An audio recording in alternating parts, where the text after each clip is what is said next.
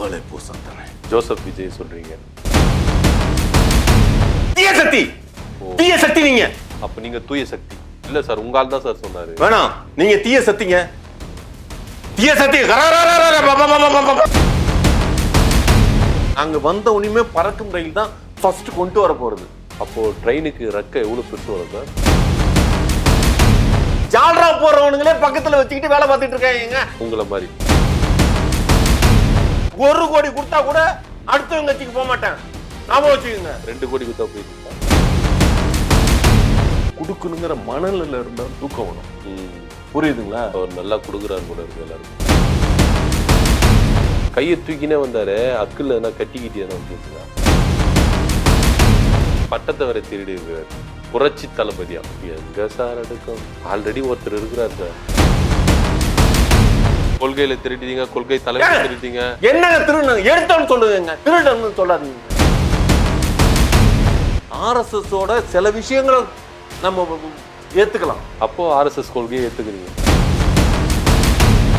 மாட்டு மூத்திரம் குடிக்கிறது அவ்வளவு உடலுக்கு நன்மை. நீங்க தின்னுட்டு தான் குடிச்சிருக்கீங்க. சாணங்கிறது இது கிருமி நாசினி. மாட்டு சாணத்தை வந்து தமிழ்நாட்டு மேல பூசி தெளிச்சு விடணும். அப்பதான் இந்த டிவிகே, பிஜேபி, ஏடிஎம்கே போன்ற கிருமி நாசினியெல்லாம் தமிழ்நாட்டுக்குள்ள இருக்காது. திமுகனா ஏன் சார் அவ்வளோ பயப்படுறீங்க? இப்ப திமுக அப்படின்னு சொன்னோன்னே உங்களுக்குள்ள எப்படி அந்த ஆவி வெளியே வந்தது? விஜய் வந்து எப்படி கத்துறாரு? வேற என்னென்ன திட்டம் வச்சிருக்கீங்க தமிழ்நாட்டுல டெவலப் ஆகுறதுக்கு? ஏங்க நிறைய விஷயத்த நாடு நிறைய விஷயம் மாத்தணுங்க. இங்க வந்து என்ன சொல்றது, ஒரு என்னைக்குமே வந்து ஒரு டிராவல் முக்கியமான ஒரு விஷயம். புரியுதுங்களா? இன்னைக்கு வந்து நம்ம இந்தியாவை பொறுத்த வரைக்குமே பறக்கும் ட்ரெயின் இல்ல. அத முதல்ல நல்லா புரிஞ்சுக்கணும். பறக்கும் ட்ரெயின் இல்ல. நாங்க வந்த உடனே பறக்கும் ரயில் தான் ஃபர்ஸ்ட் கொண்டு வர போறது. அப்போ ட்ரெயினுக்கு ரெக்க எவ்வளவு பெருசு வரும் சார்? எது ட்ரெயினுக்கு ரெக்க? இல்ல பறக்கும் ட்ரெயின் சொன்னீங்களே, ஒருவேளை பறக்கிற ட்ரெயின். என்னங்க பறக்கிற ட்ரெயின்னா வேற எப்படி சார்? சொல்லுங்க சார். ஏங்க பிளைட்டுக்கு தாங்க ரெக்க வைக்கணும். ட்ரெயினுக்கு எல்லாம் ரெக்க இல்ல. கீழே தண்டவாளத்துல வந்து இது காந்த வச்சுட்டாவே வந்து அது வேலை செய்யும். ஒட்டிக்குமா சார்? காந்த வச்சா ஒட்டிக்குமா? எப்படி பறக்கும்? மூவா கூட ஆகாத, ஒட்டிக்குமே காந்த வச்சா.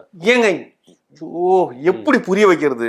அதாவது 2 காந்தத்தை எதிர் துருவம், தென் துருவம், வட துருவம்னு இருக்கு தெரியுமா? எதிர் துருவம் நம்ம வச்சா ஒட்டாது, சாஞ்சிக்குமே. ஏங்க ஜப்பான்ல கண்டுபிடிச்சு ஆல்ரெடி ஓட்டிட்டு இருக்காங்க. ஃபாரின்ல எல்லாம் ஓடுதுங்க. நம்ம கண்ட்ரில இந்த வரைக்கும் இல்லங்க. அது அந்த டெக்னாலஜி நம்ம வச்சு நம்ம பறக்கும் ட்ரெயின் விடுறாங்க. இத வந்து என்ன ஒட்டுது ஒட்டலன்னு. இப்பயே ஆல்ரெடி பறக்கும் ட்ரெயின்னு ஒண்ணு இருக்குது சார். ஏங்க தண்டவாளத்தை பாலத்து மேல கட்டிட்டாங்கன்னா அது பறக்கும் ட்ரெயினா? வேற என்ன? தண்டவாளத்தை தூக்கி பாலத்துல வச்சு கட்டிட்டாங்கன்னா அது பறக்கும் ட்ரெயினாங்க. தண்டவாளத்துல மோதாம இதுதான் தண்டவாளம், அப்படியே ட்ரெயின் அப்படி இந்த டிஸ்டன்ஸ்லயே பறந்துகிட்டு போவோம் சார். இப்ப நல்லா தெரிஞ்சிச்சு சார். அறிவாலயத்துல அறிவு இல்ல, அது எல்லாத்தையும் வந்து பனையூர்ல நாங்க வச்சிட்டோம் அப்படின்னு சொன்னீங்கல்ல. உங்களோட திட்டங்கள்லாம் கேட்கும் போது எந்த அளவுக்கு அறிவாளியான ஒரு முதலமைச்சர் எங்களுக்கு கிடைக்க போறாரு அப்படின்றது ரொம்ப பெருமிதமா இருக்குது எங்களுக்கு. ஏங்க அறிவாளிகள் எல்லா இடத்துலயும் இருக்காங்க, ஆனா அவங்களை யூஸ் பண்ண மாட்டேங்கிறானுங்க. இவனுங்களுக்கு ஜால்ரா போறவனுங்களே பக்கத்துல வச்சுக்கிட்டு வேலை பார்த்துட்டு இருக்காங்க. உங்களை மாதிரி. என்ன மாதிரியா? நான் என்ன ஜால்ரா போட்டேன்? இவனுக்கு போய் ஜால்ரா போட்டேன். விஜய்க்கு அதுக்கு என்ன? விஜய்க்கு ஏங்க ஒரு விஷயம் தெரியுமா? மத்த கட்சிக்காரெல்லாம் கட்சியில இருந்தானா காசு கொடுத்தானா ஓடி போயிருவாங்க. நான் கட்சியில இருக்கிறேன். நான் கட்சியில இப்ப ஆதரவு தான் கொடுத்துட்டு இருக்கேன். நான் கட்சியில ஒரு எம்எல்ஏவோ எம்பியாவோ ஏதாவது இருந்தாங்கன்னா 1 கோடி கொடுத்தா கூட அடுத்தவங்க கட்சிக்கு போக மாட்டேன். ஞாபகம் வச்சுக்கோங்க. 2 கோடி குத்தா போயிருவீங்களா? என்னது 1 கோடி குத்தா போக மாட்டீங்கன்னா 2 கோடி குத்தா போயிருவீங்களா? ஏங்க 1 கோடிக்கே கொடுக்காம இருக்கிறவன் 2 கோடிக்கு. ஏங்க ஒரு விஷயம் உங்களுக்கு ஒரு உண்மை தெரியுமா? நம்ம அக்கௌண்ட்ல நல்லா ஒண்ணு தெரிஞ்சுக்க. என் அக்கௌண்ட்ல 100 ரூபா கூட கிடையாது. ஒரு 0 பேலன்ஸ் அக்கௌண்ட்ல திடீர்னு 1 கோடி ரூபாய் வந்துருச்சுன்னு வச்சுக்கீங்களேன். டப்புன்னு இன்கம் டாக்ஸ் வந்து இது எப்படி வந்தது அப்படின்னு சொல்லி அதை புடிச்சிருவாங்க. இந்த நாலேஜ் கூட வேணாம எப்படிங்க 1 கோடியே வேணாங்கிறேன்னா எப்படி 1 கோடியே கம்மியான அமௌண்ட் அதுவே நான் வேணாங்கிறேன்னா 2 கோடி ரூபாய் கொடுத்தா எப்படிங்க வாங்குவேன்? கொஞ்சமாவது லிக்விட் கேஷ் தான் வாங்கிக்கலாம். அக்கௌண்ட்ல கிரெடிட் ஆனாதானே உங்களுக்கு பிரச்சனை. மூட்டையில கொடுத்தாங்கன்னா என்னங்க நான் நேர்மையா இருக்கிறவங்க இதை பத்தி பேசிட்டு இருக்கேன். ஏங்க எதுவுமே வாங்க கூடாதுங்க. காசு வாங்க கூடாதுங்க. காசு வாங்கினாவே தடுத்துறங்க. பணம் வந்து நிம்மதியை ஏற்படுத்தாதுங்க. பணக்காரலாம் நிம்மதியா தூங்குறானா உங்களுக்கு தெரியுமா? தெரியல சார். தெரியுமா? தெரியல சார். ஆனா விஜய் மட்டும் நல்லா தூங்குறாரு போல இருக்கு. அவரும் பணக்காரர் தானே. குடுக்குங்கிற மனநிலை இருந்தா தாங்க தூக்கம் வரும். சரிங்க. எல்லாருக்கும் நம்மள்ட்ட இருக்கிறது எல்லாத்தையும் பகிர்ந்து எல்லாருக்கும் குடுக்கணுங்கிற மனநிலை இருந்தா தூக்கம் வரும். புரியுதுங்களா? அவர் நல்லா குடுக்குறாரு போல இருக்கு எல்லாருக்கும். நல்லா குடுக்குறாரு போல இருக்கா? சொன்னேன். நீங்க சொன்னீங்களே குடுக்குற எண்ணம் இருந்தாலே நல்லா தூக்கம் வரும்னு. அவர் நல்லா குடுக்குறாரு போல இருக்கு எல்லாருக்கும். இல்லங்க புரியுதுங்களா? நான் ஆரம்பத்திலே சத்தியத்தை மீறிட்டு இருக்கீங்க. நீங்க சத்தியத்தை மீறி பேசிட்டு இருக்கீங்க. நானா நீங்களா சார்? சரி, அதெல்லாம் விட்டுறலாம் சார். எதுக்கு சார் திருப்பி நம்ம அந்த வாக்குவாதத்துக்கு போயிட்டு. இன்னொன்னு, நேத்து வந்தாரு உங்க தலைவர். கீழே இருந்து மேல அந்த வேன் மேல இருந்து கையை தூக்கினே வந்தாரு. அக்குல எதனா கட்டிக்கிட்டு எதனா வந்து இருந்ததா? இல்ல எங்கேயுமே அது தூக்கின்னு வரல. நேத்து மட்டும் தூக்கினே வந்தாரு கைய. அக்குல எதனா கட்டிக்கிட்டு வந்துதா? நல்லா இருக்காரா? ஏங்க அது வந்து ஒரு விஷயங்க. ஒரு அட்டென்ஷன் கிரியேட் பண்றதுன்னு ஒண்ணு இருக்குது. புரியுதுங்களா? இந்த கையை இப்படி பிடிச்சு தூக்குறதுங்கிறது நம்ம அப்படிங்கிற இது வந்து உடனே சீமான் தான் இப்படி தூக்கி நாம் தமிழருக்கு இப்படி காட்டினாரு அப்படின்லாம் நீங்க இது பண்ணாதீங்க. இல்ல அப்படிதான் கேட்க வந்தேன். புரியுதுங்களா? அவர்கிட்ட இருந்து நாங்க காப்பி அடிக்கல. எங்கால அதுக்கு முன்னாலே படத்துல காட்டிட்டாரு இப்படி. புரியுதுங்களா? எங்காலு படத்துல காட்டினதுதான் இன்னைக்கு வந்து மத்தவங்க எல்லாம் சொல்லிட்டு இருக்காங்க. எங்கால ஆரம்பிச்ச ஒரு விஷயத்தான் இன்னைக்கு வரைக்கும் எங்கால்ட்ட இருந்து தான் எல்லாத்தையும் சுட்டுருக்கான ஒழிஞ்சு எவனும் அடுத்த வந்த எங்கால் சுட்டது கிடையாது. சுட்டதே கிடையாது. திருடுந்தே கிடையாது. என்னது? கொள்கையை திருடுறாரு, கொள்கை தலைவர்களை திருடுறாரு. இப்ப போதாததுக்கு பட்டத்தை வரை திருடி இருக்கிறாரு. புரட்சி தளபதியா எங்க சார் அடுக்கும்? ஏங்க புரட்சி ஆல்ரெடி ஒருத்தர் இருக்கிறார் சார் சினிமாவில, புரட்சி தளபதினு. ஏங்க உங்களுக்கு எப்படிதான் சொல்லி புரிய வைக்கிறதுன்னு தெரியல. உங்களுக்கு நாங்க எப்படி சொல்லி புரிய வைக்கிறதுனே தெரியல சார். ஏங்க விஷால் வந்து விஷால் புரட்சி தளபதிங்கிறதெல்லாம் முதல் தெரிஞ்சுக்கங்க. விஷால் வந்து அவர் தான் சார் புரட்சி தளபதிய. புரட்சி தளபதி விஷால் அப்படின்னு வருமே சார் பட டைட்டில் எல்லாம். அவரு பட்டத்தை திருடி வந்து செங்கோட்டையன் இவரோ கண்டுபிடிச்ச மாதிரி செங்கோட்டையன் கொடுத்துருக்கிறாரு. அவரும் பெருசா வாங்கிக்கிறாரு பட்டத்தை.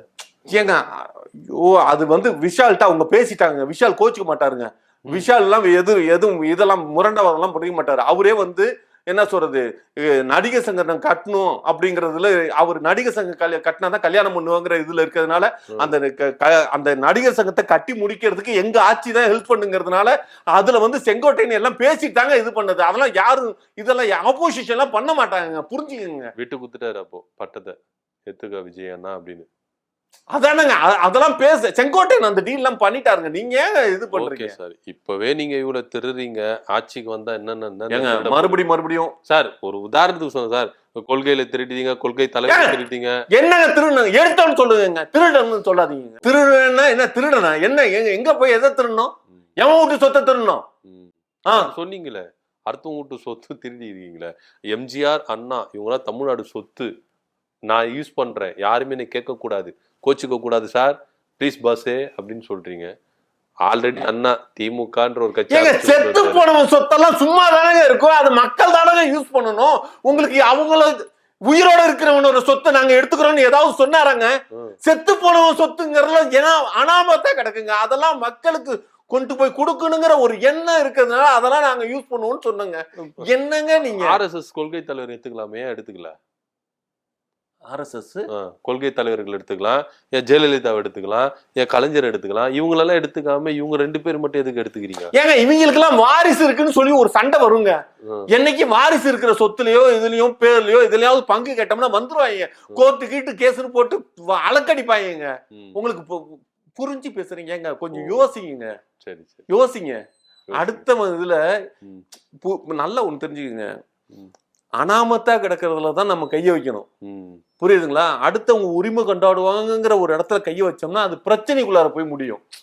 பிரச்சனை வச்சுக்க கூடாதுங்க. என்னைக்குமே பிரச்சனையோட வாழ்க்கையில இருக்க கூடாதுங்க.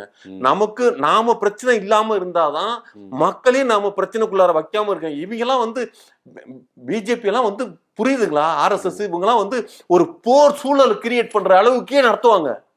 அது மாதிரி நடத்தக்கூடாது. புரியுதுங்களா? ஆர்எஸ்எஸ் ஓட சில விஷயங்களை நம்ம ஏத்துக்கலாம். ஏத்துக்கிறீங்க. அப்போ ஆர்எஸ்எஸ் கொள்கையை ஏத்துக்கிறீங்க. ஏங்க ஆர்எஸ்எஸ் கொள்கை எதிரிங்க. அத நான் வந்து ஏங்க நான் கட்சியில இருக்கிற விஷயத்த தனியா வச்சுக்கேன். நான் வந்து சில விஷயங்களை நான் என்னோட பர்சனலுக்காக பேசுறேங்க. ஆர்எஸ்எஸ் ஓட சில விஷயங்களை நான் ஏத்துப்பேன்னு என்னோட பர்சனல் விஷயத்துக்கு சொல்லிட்டு இருக்கேன். புரியுதுங்களா? மூத்திரம் குடிக்கிறதுங்க அவ்வளவு நன்மை பயக்கும். மாட்டு மூத்திரம் குடிக்கிறது அவ்வளவு உடலுக்கு நன்மை. இதை எவனுக்காவது சொல்லி புரிய வச்சா உட்காந்து ஏத்துக்கிறானா? எந்த கம்யூனிட்டி பேருக்கும் புரியாது. அது இந்துத்துவத்துல இருக்கிற எங்களுக்கு மட்டும்தான் புரியும். நீங்க டின்னு குச்சிருப்பீங்க போல இருக்கு.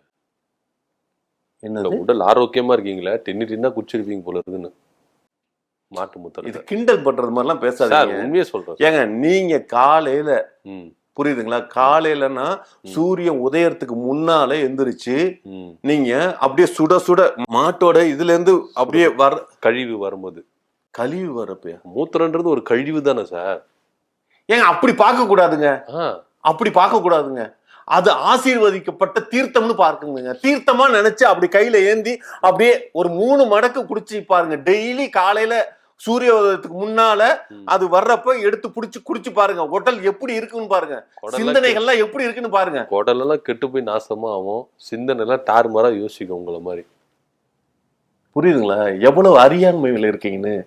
இந்த உலகம் நாட்டு மக்களும் இந்துத்துவத்தை பின்பற்றாம வேற வேற மதத்தோட இதை பின்பற்றதுனாலதான் நீங்களாம் அறியாமையில வாழ்ந்து. அப்போ உங்க திட்டத்துல வந்து இந்த திட்டமும் இருக்கு. டெய்லி வீட்டுக்கு 1 லிட்டரு மாட்டு மூத்திரத்தை தருவார் உங்க தலைவர் ஆட்சிக்கு வந்தா. ஏங்க மாடு கொடுப்போம் தாங்க சொல்லியிருக்கோம். ஒவ்வொரு வீட்டுக்கும் மாடு கொடுப்போம்னு சொன்னமா இல்லையா? போன திருப்பி உங்களுக்கு மறந்துட்டீங்களா? ஒவ்வொரு வீட்டுக்கும் நான் மாடு கொடுப்போம் அப்படின்னு சொல்லியிருக்கேன்ல. அப்ப எல்லாம் வந்து மூத்திரம் குடிக்கிறதுக்கு தான், பால் கறக்கிறதுக்கு இல்ல. சரி, அப்பார்ட்மெண்ட்ல இருக்கிறவங்களுக்கு எல்லாம் எப்படி கொடுப்பீங்க மாடு? ஏங்க எல்லா வீட்டுக்கும் மாடு கொடுக்குறோம்னு சொல்லிட்டோங்க. அப்ப அப்பார்ட்மெண்ட்ல இருக்கிறவனுக்கு அப்பார்ட்மெண்ட்ல இருக்கிறவனுக்கு நாய் வளர்க்குறானு கம்யூனிட்டிங்க. நாய் வளர்க்குறானுங்களா? நாய் வளர்க்குறவனால மாடு வளர்க்க முடியாதா? நாய் பீ எடுக்கிறவன் மாட்டு சாணத்தை எடுக்க கூடாதாங்க? ஒவ்வொரு அந்த சாணங்கிறது இருக்குல்ல, சாணங்கிறது இது கிருமி நாசினி. புரியுதுங்களா? ஒரு கிருமி வந்து உள்ளார வந்துடாது. அதை வந்து தெளிச்சு வச்சோம்னா ஏங்க பூச்சி பொட்டெல்லாம் வராதுங்க. அவ்வளவு நன்மையான விஷயங்கள் மாட்டுக்கு பின்னால அவ்வளவு விஷயம் இருக்குதுங்க. Correct sir. ஆமா, தமிழ்நாட்டுல இருக்கிற எல்லா மாடுகளையும் ஒரு இடத்துல கூட்டி அந்த மாட்டு சாணத்தை எடுத்துன்னு வந்து தமிழ்நாட்டு மேல பூசி தெளிச்சு விடணும். அப்பதான் இந்த டிவிகே, பிஜேபி, ஏடிஎம்கே போன்ற கிருமி நாசினி எல்லாம் தமிழ்நாட்டுக்குள்ள இருக்காது. இந்த கட்சியெல்லாம் இருக்கக்கூடாதுன்னு சொன்னீங்களே, டிஎம்கே இருக்கக்கூடாதுன்னு சொன்னீங்களா? தெரியுதா? நீங்க தீய சக்திங்க. ஏன் சார் தீய சக்தி? தீய சக்தி நீங்க. அப்ப நீங்க தூய சக்தி வேணாங்க. வேணாம். இல்ல சார், உங்க ஆள் தான் சார் சொன்னாரு. நீ தீய சக்தி. தீய சக்தி வேற மாதிரி ஆயிடும். வேணாம். தீய சக்தி ஓடிப்போ. உள்ளுக்குள்ள இருக்கும் கெட்ட ஆவியே ஓடிப்போ. இவருக்குள்ள இருக்கும் கெட்ட ஆவியே ஓடிப்போ. ஓம் நமோ நாராயண நம. ஓம் நமோ சிவாய நம. ஓம் ஹீம் ஹரீம். ஓம் சுவா சுவா சுவா. ஓ ரம ரம ரம ரம ரம. இது போல நீங்க விஜய் வீட்டுக்கு முன்னாடி போயிட்டு விஜய் கத்திருக்கீங்களா? இப்ப தெரியுது சார் ஏன் உங்களை தற்கூரி சொல்றாங்கன்ட்டு. நீங்க இவ்வளவு தூரம் நான் பேசியும் அதை கண்டினியூ பண்றீங்கன்னா நீங்க வேற மதத்தோட வேணாம். அப்பாலே போசாத்தானே. ஜோசப் விஜய் சொல்றீங்க?